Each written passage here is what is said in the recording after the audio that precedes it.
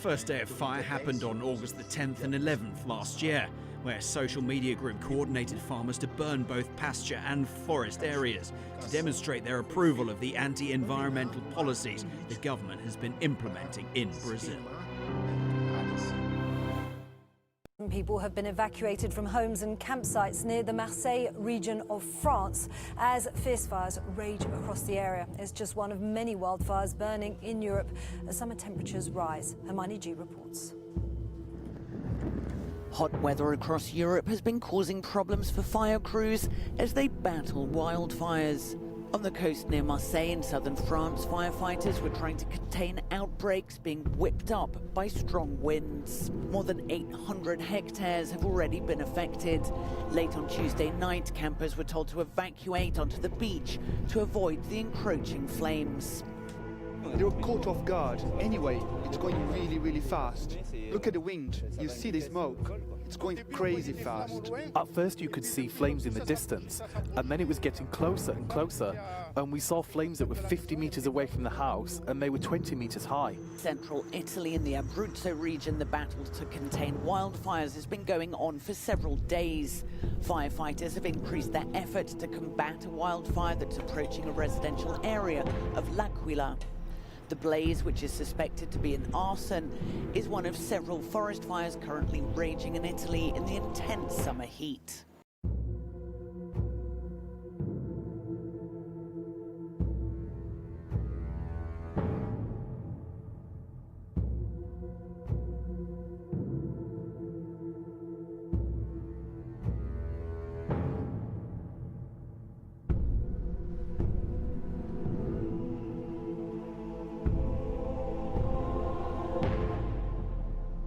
An update now on our breaking news, the apple fire that's still growing tonight. Fire crews now have 5% containment. That's after more than 20,000 acres have burned. Good evening, I'm Hermela Argawi.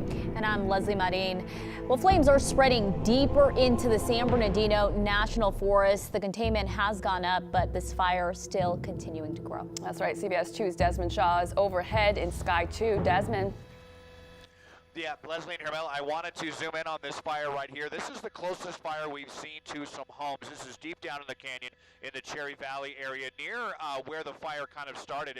It's almost kind of a separate fire, and I know we're really high above this, so I know it's kind of hard to see, but there are some firefighters here kind of monitoring, trying to keep this section of the, actually there's quite a few firefighters you can see keeping this section of the fire containment. I'll zoom out to give you more of a perspective of this mammoth fire that is well over 20,000 acres. It's just so difficult to fight because you see how steep these mountains, actually the steepest in all of Southern California, and that's why the fire is able to race up the hillsides to the top of the San Gorgonio Wilderness. Now, as I pan over to the east, you can see how the smoke is just beginning to waft towards the Palm Springs area and over towards Mount San Jacinto. That's going to be more to the right of the shot. So we have been seeing the DC-10s down at San Bernardino Airport. They've been coming and refueling with a bunch of fire retardant and dropping them on the tops of these hillsides right now. So they're determined to try to keep it from spreading any farther to the north towards the Big Bear area, but still obviously completely out of control. Only 5% containment. It jolted people out of bed, put cracks in buildings, even knocked things off of store shelves. A strong earthquake rattled North Carolina this morning. People reported feeling it all around the state and up and down the East Coast as well. Earthquake had a magnitude of 5.1. It struck at 8:05 this morning, according to the U.S. Geological Survey. It was centered near Sparta in Allegheny County. Here's a map.